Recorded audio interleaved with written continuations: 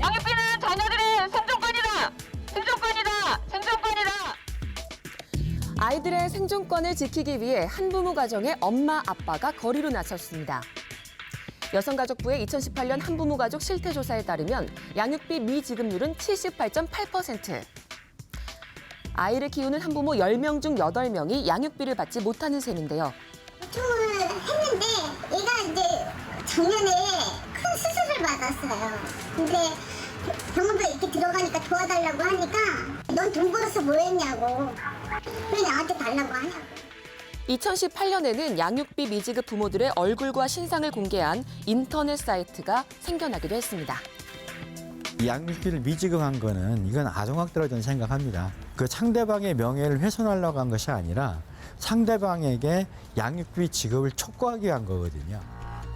현재 20대 국회에는 8개의 양육비 이행법 개정안이 발의돼 있지만 20대 국회 임기가 만료되는 오는 29일까지 처리되지 못하면 자동 폐기될 예정입니다.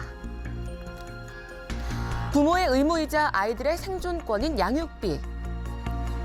아이들의 생존권마저 파괴할 수 있는 양육비 미지급 문제를 해결할 실효성 있는 대책은 무엇일까요? 네, 아이들의 생존권을 위협하고 있는 양육비 미지급 문제 해결 방법은 없는지 오늘 이야기 나눠보도록 하겠습니다. 네, 이와 관련해서 양소영 배드파더스 공동변호인 대표 변호사와 함께하겠습니다. 안녕하세요. 네, 안녕하세요. 안녕하십니까? 네. 일단은 지금 우리 사회에서 저는 잘 몰랐는데 양육비를 미지급하는 문제가 심각한 것 같습니다. 어느 정도 됩니까? 네.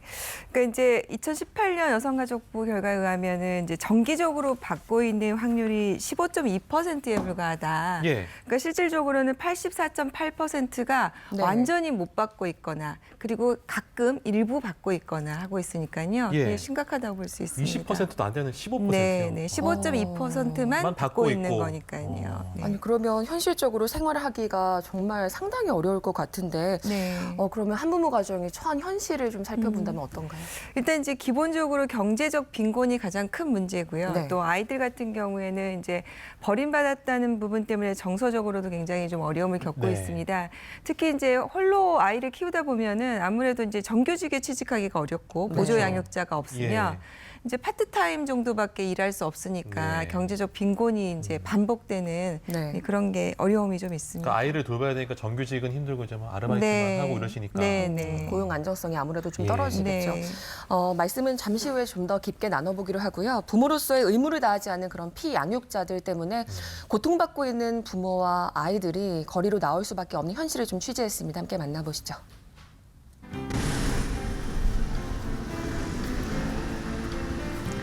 이혼 후 어렵게 구한 일터. 작은 공간의 네일샵은 주말에도 쉬는 날이 없습니다.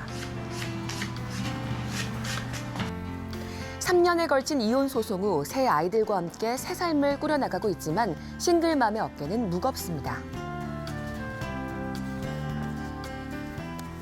지금 고등학교 1학년, 중학교 2학년, 중학교 1학년.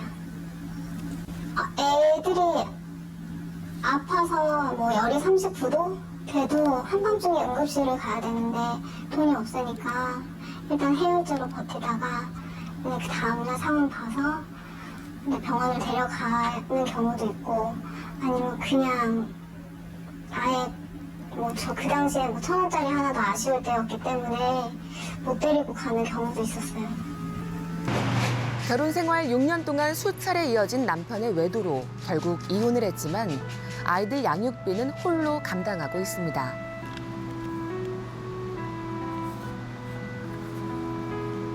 양육비는 단 한 번도 받은 적이 없어요.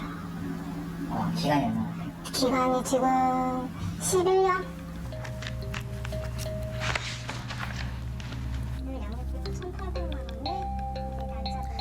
이혼 소송 당시 법원은 유착 배우자인 전 남편에게 아이들이 성장함에 따라 매년 양육비를 조금씩 올려 지급하라는 판결을 내렸습니다. 하지만 남편은 단 한 번도 이행하지 않았습니다. 해봤는데 월급 같은 경우에는 기본급 200만 원이 조금 넘는 것 같더라고요. 거기서 세금 빼고 그다음에 최저 생계비 빼고 그러고 나면은 남는 돈이 한 13만 원? 현재 실정법상 양육비 지급에는 강제성이 없기 때문에 양육비를 내지 않고 버틸 경우 추가적으로 제재할 방법은 없습니다. 줄 돈 없다고 버티면 그만이죠. 근데 현재 인천 송도 고급 아파트에 살고 있고 외제차 끌고 다니고 재혼을 했으며 지금 자식도 있는 걸로 제가 알고 있어요. 더 이상 법에 기댈 수 없다는 판단이 선 피해자는 전 남편의 신상을 온라인상에 공개하기로 결심했습니다. 이혼 뒤 양육비를 주지 않는 무책임한 부모들의 변화를 촉구하기 위해 만들어진 인터넷 사이트를 통해서입니다. 하지만 이 역시 법적 효력은 없습니다. 근본적인 법안이 바뀌지 않는 한 이런 상황은 쉽게 변할 것 같지 않은데요. 이런 엄마의 고민을 잘 아는 새 아이들은 너무 일찍 철이 들었습니다. 아빠의 부재로 인한 정서적 결핍이 클 텐데 경제적 어려움까지 주는 것 같아서 엄마는 늘 미안한 마음뿐입니다. 항상 그렇게 얘기를 해줘요. 안아주면서. 그래서 5월달만 되면은 가정의 달이라고 엄마 아빠를 항상 같이 얘기를 하세요. 이게 저희 한부모 가정에는 그렇게 좋은 달은 아니에요. 슬픈 달이고 아이들 마음에 상처를 더 주는 달인 것 같아요.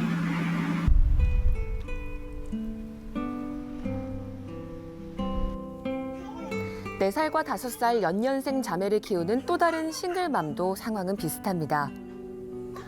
이혼한 지는 24개월이 됐는데 양육비가 들어온 건 단 5개월 뿐이라고 합니다. 이혼 당시 한 아이당 50만 원씩 매월 100만 원을 지급받기로 했었다는데요. 제대로 지켜지지 않고 있죠.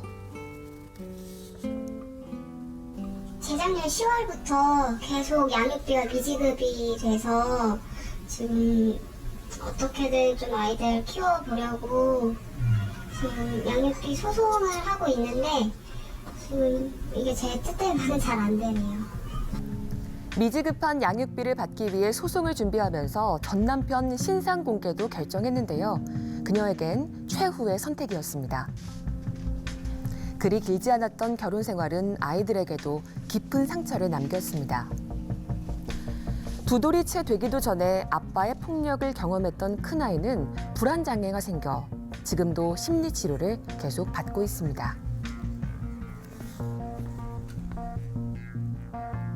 남편의 지속적인 가정폭력이 아이들에게도 영향을 미치자 결국 이혼을 선택할 수밖에 없었는데요. 당시는 양육비까지 고려할 경황도 없었습니다. 저는 더 때리지만 않으면 된다고 생각을 했었던 것 같아요. 그때 당시에. 애들한테만 피해를 안 주면 되고 저를 더 이상 때리지 않으면 됐고 그걸로 되게 만족을 하면서 그냥 그렇게 살아왔던 것 같은데 하지만 아이들이 클수록 교육비와 생활비 부담 만만치 않았습니다. 파트타임으로 일하고 있는 현재 수입으로는 막막하기만 합니다. 제가 아이를 책임지려고 데리고 나왔는데 양육비가 안 들어오면서부터 제가 일을 계속 늘릴 수밖에 없고 소득이 또 줄어들면 애들한테 더 이상 해줄 수 있는 게 없고 계속 악순환인 것 같아요. 고민 끝에 그녀는 거리로 나왔습니다. 전 남편 사업장 앞에서 피켓 시위를 하기로 결심한 건데요. 함께 동참해주는 이들도 있습니다. 비슷한 상황을 겪고 있는 양육비 미지급 피해자들입니다. 양육비 미지급을 갖다가 해서 고통을 당하지만 법적으로 해결하기 힘들고 또 이걸 개인적으로 하려고 하는데 여성들이 많다 보니까 상대방, 그러니까 전 남편의 가정폭력이 있던 분들은 사실 용기를 내기 힘들잖아요. 그래서 양육비 해결 총연합회 회원들이 서로 품앗이로 같이 시위를 하는 겁니다.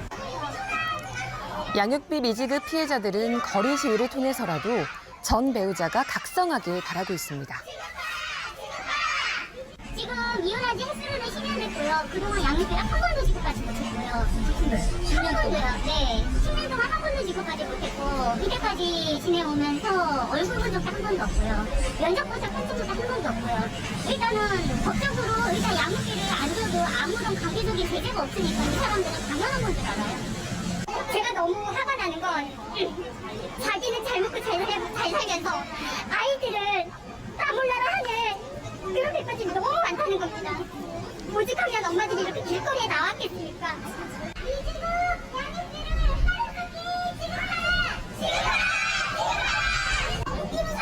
하루속히 거리 시위는 위험과 창피를 무릅쓰는 일이기도 합니다. 1인 시위 도중 상대에게 폭행을 당했던 사례도 있었습니다. 그런 위험에도 불구하고 피해자들이 거리로 나오는 이유는 그만큼 절박하기 때문입니다. 그러니까 이게 부끄러움을 주기 위해서 뭐 망신을 주기 위해서 하는 행동 뭐 이제 이런 촉구시라고 하기보단요. 이제 여태까지는 우리가 개인의 이제 도덕성과 양심에 맡겼던 부분이었잖아요. 근데 너무 이제 개인의 윤리와 도덕성으로 맡겼더니 잘 이행되지 않아서 결국 아이들이 피해를 봤어요. 그래서 이런 것들이 이제 법으로 마련이 돼서 좀 잘 이행될 수 있게끔 도와야 된다라고 생각을 하고요. 시민단체 활동가들이 양육비 미지급자와 피해자들의 중재 역할도 합니다. 시위가 이어지자 전 남편은 활동가를 통해 대화 요청을 해왔습니다. 당사자들끼리의 만남은 더 큰 다툼으로 이어질 수 있기에 시민단체 활동가들도 함께합니다. 그때 당시에는 저랑 얘기를 하니까 이제 저를 또 이제 우습게 보고 계속 그렇게 하다가 지금 여러 사람들이 와서 이제 얘기도 하고 하니까 뭐 지금 뭐 당장 붙여주겠다 이렇게는 말은 하고 있어요. 말은 하고 있는데 이게 지켜줘야지 지키는 거니까 그건 좀 봐야 될 것 같아요. 즉시 미지급 양육비를 입금하기로 하고 일단락된 시위. 전 남편의 입장도 듣기 위해 제작진은 통화를 시도했지만 전 남편은 거부 의사를 밝혔고 통장 문제로 양육비 지급은 아직 제대로 이루어지지 않은 상황입니다. 현재 양육비 지급을 강제하는 법안인 양육비 이행법 개정안이 국회 본회의 통과를 기다리고 있는데요.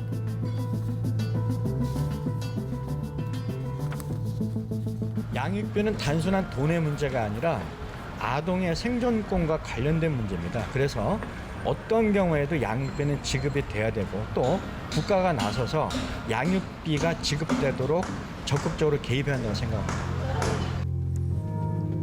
양육비는 아이들에게 생존을 위한 기본권입니다.